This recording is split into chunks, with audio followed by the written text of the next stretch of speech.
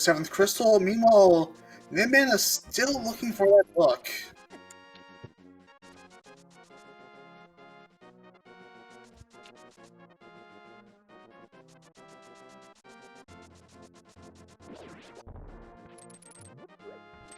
While we're getting ready to head, going to the end game, again, these racers need no introduction, but feel free to give them a follow.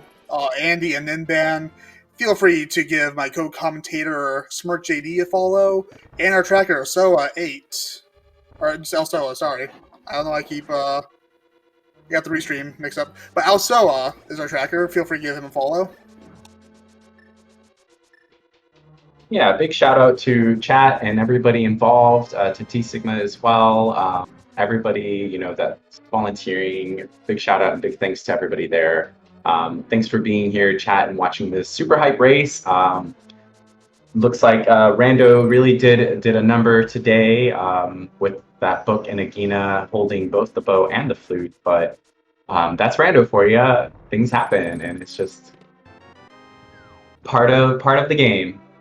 And real quick, Asparagus got a head start on us. We're heading up to GT. Get your guesses in the chat for the Ganon's Tower Big Key guessing game, 1 through 22. Take a guess on which chest we'll find the big key in.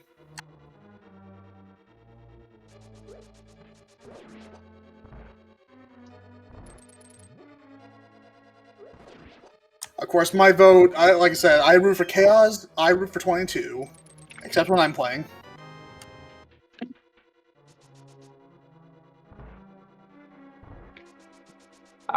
I went with 9 today. Wow, a lot of people went with 9 today.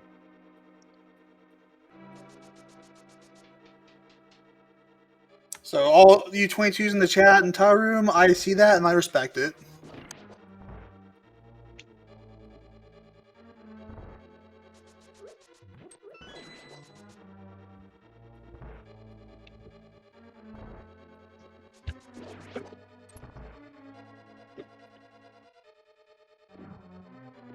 All right, Andy opening the door to GT at about 1:12. All things considered, that's a pretty fast time for where some of these items were. Pendants weren't really required in this seed except for pod, really. And only just a little bit of pod, so it was mostly overworld. With that book, the seed fell pretty neatly in the place for Andy.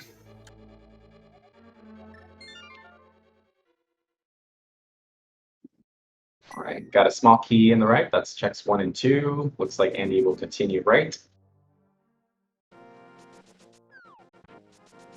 All right, Ninban's heading south, so this might be the Gina play.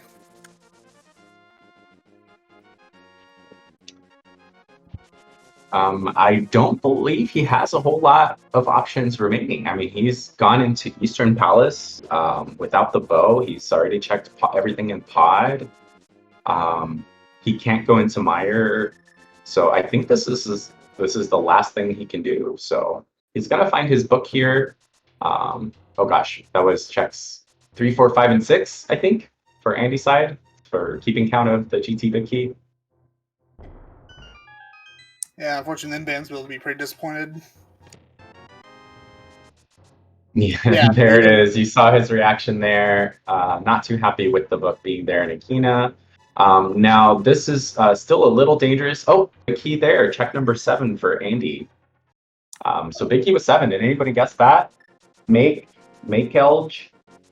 Howls at Moons. Howls at Moons. Marstar 505.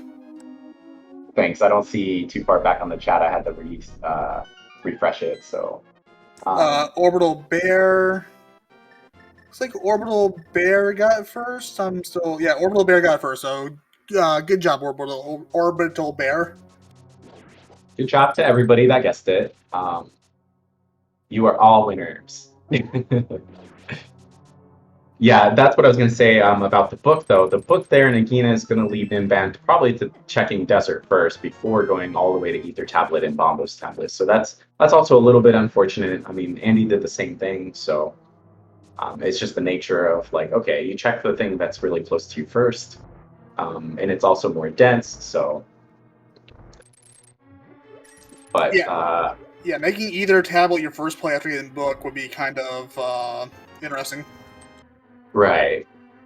Unless you had already like done everything else. So I think after desert he'll go up to either Bombos or Ether. If he finds whichever one he finds first, he might go and clear the appropriate dungeon for, which is another issue. It's unlikely, like the flute will probably lead him to Mire, right? Before going and checking Bombo's tablet. And the bow will probably lead him to finishing Eastern and maybe even finishing Pod before going to Ether Tablet. So it's an unfortunate position to be in for Ninban, but it just is what it is. And there goes Andy taking down Lambo 2, 0 cycle. Very nicely done. Going through this climb very quickly. I looked away for a little bit to explain what's going on with Ninban now, and Andy's already like almost done with the climb. So, In chat, Fedwin, yes, our time will come for tall room guessers.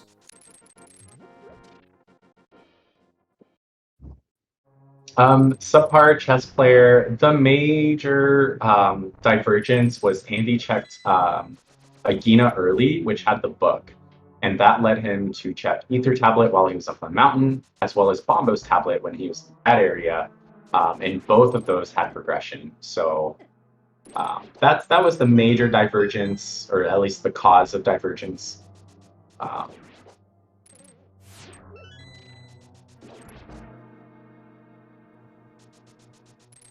Yeah, and sometimes that is just unfortunately the nature of the game that we play. yeah. Okay, so there is an item on Lanmo 1 Desert Palace. So Ninban is going to full clear desert, looking for his remaining bow and flute. This is something Andy did not have to do. He did not have a fire source when he was here.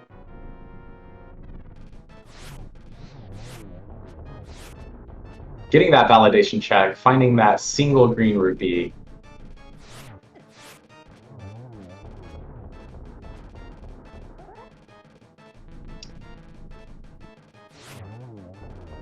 Alright, down goes Lambo 1 and a red rupee. Time for a geometry lesson from our favorite wizard. All right, econometry. Oh, I like that. I'm going to steal that. Very nice triple there from Andy. So that's 3. That would have been another triple if it wasn't for the blue ball. So 3, 2, and probably 1 here. There we go. 3, 2, 1 for Andy. 3 cycle Aga 2. He's going to be dropping into a Tempered Sword silverless fight with blue mail and about 10 hearts. I don't know if he has anything in that bottle, but I don't think Andy's going to have any issues here. I'm honestly surprised that Ninban hasn't found the silver somewhere, but I'm guessing they're probably just in GT at this point. Yeah, at this point, I think between both players, we've seen the entire game. All right, there is the Ganon fight for Andy.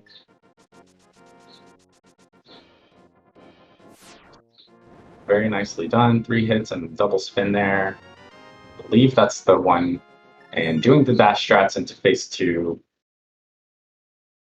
Yeah, Ninban is not happy. Andy getting that 1-in-1 very nicely done. Got to be a little bit careful with the bats. Down to 3 hearts. I don't know if he has anything in that bottle. I don't think he does. But the hard part is over, so he's on phase 3 already. After this, it's just your regular spin to win. Meanwhile, Ninban is going over there to activate his flute. I suspect this is going to lead him into Mire before going to Bombo's tablet. So, confirmed. Ganon said the silvers were indeed in his tower. Andy getting that torch glitch with the fire ride.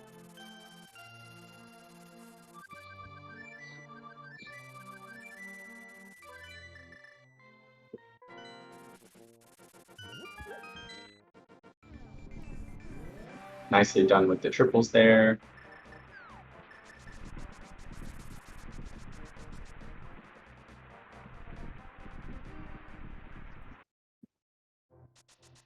I'm always so terrified when they hit Ganon from below and they're right next to the ledge. It always makes me feel like they're gonna fall.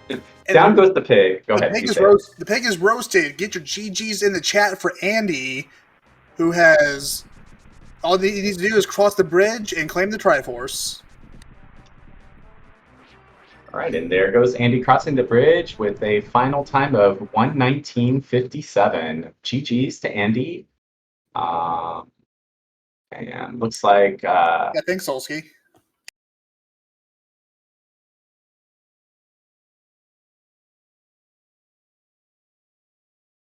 Yeah, it looks like forfeit from Ninban. Very understandable. Still looking for that bow. Still requiring, Meyer and Eastern Palace to clear.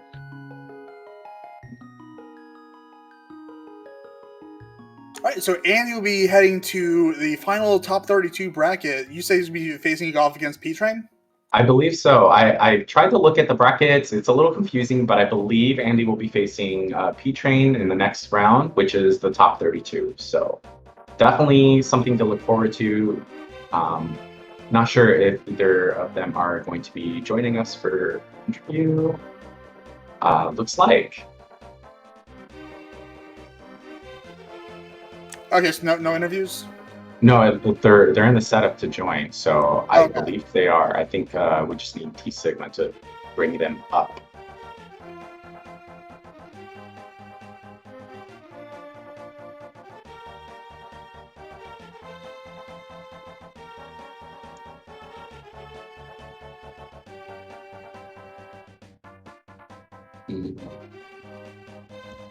But overall, that was a good seed. Just that unfortunate book placement early on was the major deciding factor. And we're joined in the chat by Andy. GG, Andy. Hello, GG's. GG's. So, what'd you think of that seed? It felt pretty bad at first because I dipped desert at like the 7-minute mark with no glove or fire, and it had nothing. But it very quickly got better when I got a flute on Ether Tablet. At that point, I was feeling pretty good. And then everything else just kind of fell into place quite nicely, I suppose. Yeah, that book and Agina coming in pretty clutch. We were all looking at the desert play and like, oh man, this must be not too good. But then that book just came in so useful later on. So. Yeah, and unfortunately, Ninban last located that book as well. Yeah, I mean, if you don't do the early Agina play there, it's really hard to justify going back there until you have flute, which, and then I also like the desert play, like it felt bad, but I think it's really hard if you do what I did anyways to just not do desert there. I don't know. Exactly. Sorry. It's just one of those rando things, I suppose. Yeah, a little bit of superstition. You find the key to a dungeon like right outside it. It feels like it's calling you to go in there. Yeah, and then like, if something ends up being in desert, it just feels really, really bad to have to go all the way back there. Exactly. And we're also joined in the chat by Ninban. GG, Ninban. Thanks, GG and D.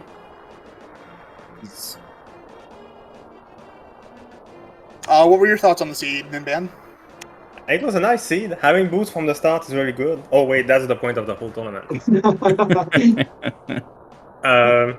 But yeah, I got hacked early on. I discussed with Andy a bit, and he checked Agina early, which led to his flute and all the stuff I missed. But it was a nice seed to play anyway. That Firehod and Pod and that Mirror and Skull were good, quite early-ish items in Pendant Dungeons. So it wasn't everything that was on the way. Yeah, it was definitely, you did save a little bit of time getting that mirror earlier. You were able to, go back and check your blind hut that you ran out of bombs for. So very good job there. And then also, being able to check the smiths with the mirror is a little bit faster than without it. So definitely saved some time there. But it was mostly just that Agina that really came in just completely ridiculous at the end, with both tablets being required.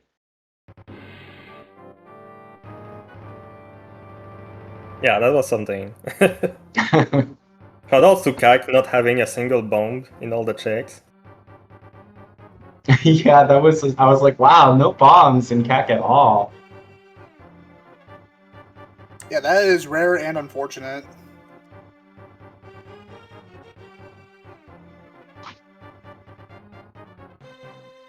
But yeah, so what are your thoughts about the tournament so far? You both have had a pretty long road getting to where you are now. Making it this far is absolutely impressive. Well, the road is now much longer. I also have SMZ3 to do next week, so I'm gonna get super burnt out in the next 2 weeks, I'm pretty sure. But yeah, I mean, top 128 is always, anybody can beat anybody for the most part. You never know how it's gonna go.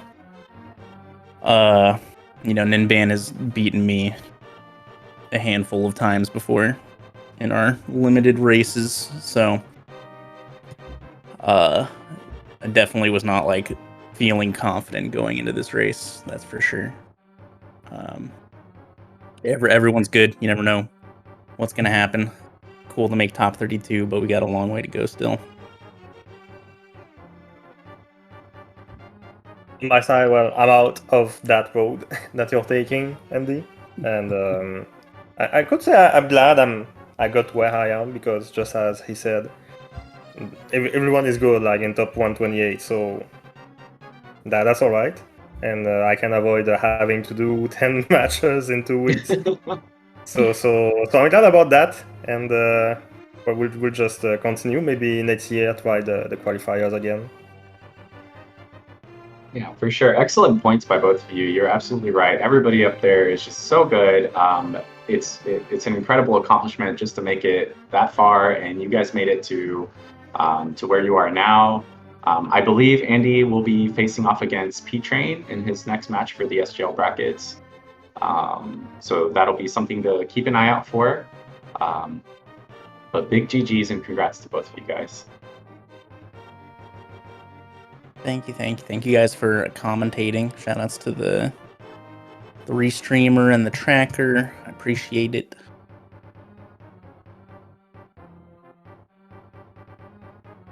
Oh, we're glad to be here.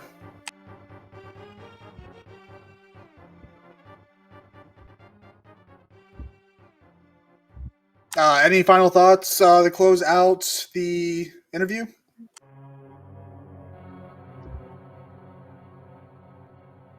I think I've said everything I want to say. Yeah. Just keep on gaming. Yep.